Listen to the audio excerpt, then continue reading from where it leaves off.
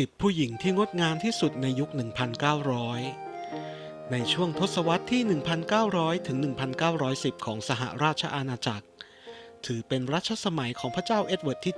7 โดยพระองค์ทรงเป็นผู้นำแฟชั่นในหมู่ชนชั้นสูง และมีอิทธิพลต่อศิลปะและแฟชั่นไปถึงผืนแผ่นดินใหญ่ยุโรป ผู้หญิงในยุคนั้นจะเริ่มมีบทบาทในด้านต่างๆ มากขึ้น จนไปถึงด้านการเมือง 1. เอเวลิน เนสบิท นักร้องคอรัสสาวชาวอเมริกัน และยังเป็นนางแบบให้กับจิตรกรอีกมากมาย ใบหน้าของเธอมักปรากฏอยู่ทั่วทุกที่ ไม่ว่าจะเป็นในหน้าหนังสือพิมพ์ นิตยสาร ของที่ระลึก ปฏิทิน ถือว่าเป็นผู้หญิงที่มีชื่อเสียงมากคนหนึ่งในยุคนั้น 2. มอด ฟิลลี่ นักแสดงเวทีและหนังเงียบที่เริ่มมีผลงานตั้งแต่อายุ 3 ขวบ เมื่อเธอเริ่มแสดงละครเวทีกับแม่ของเธอ และเริ่มเข้าสู่วงการละครบรอดเวย์เมื่อปีคศ 1900 3. กราดิส คูเปอร์ นักแสดงสาวชาวอังกฤษ ผู้ที่มีผลงานการแสดงมานานกว่า 7 ทศวรรษ ไม่ว่าจะเป็นละครเวที ภาพยนตร์ และโทรทัศน์ ซึ่งเธอมีชื่อเสียงอย่างมากในฐานะดาราหนังเงียบ ก่อนที่สงครามโลกครั้งที่ 1 จะเริ่มขึ้น 4. ลิลี เอลซี นักแสดงและนักร้องชาวอังกฤษที่เริ่มเข้าวงการตั้งแต่เด็กในทศวรรษที่ 1890 ก่อนจะประสบความสำเร็จอย่างสูงในฐานะดาราละครเพลงเรื่อง The Merry Widow ในปีคศ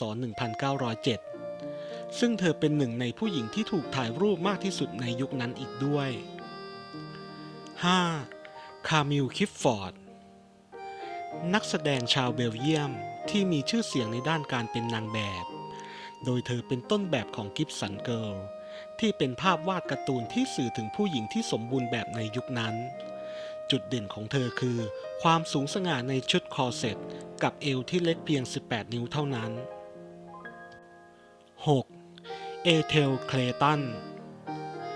นักแสดงหนังเงียบชาวอเมริกันที่มีผลงานมากถึง 180 เรื่อง แถมเธอยังมีพรสวรรค์ในด้านการร้องเพลง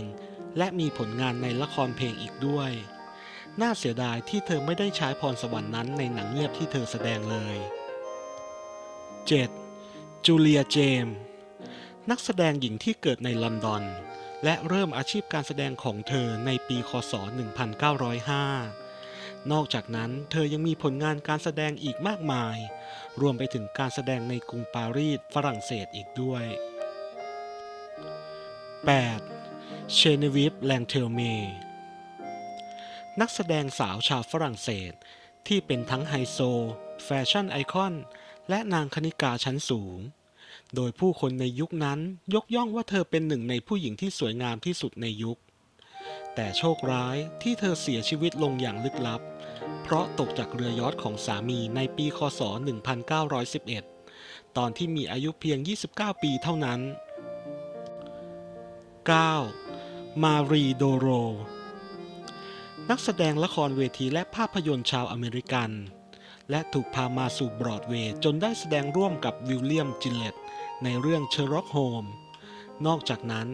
สิ่งที่ทำให้ผู้คนจดจำเธอได้เนื่องจากเธอฉลาดและมีไหวพริบที่ดีเยี่ยม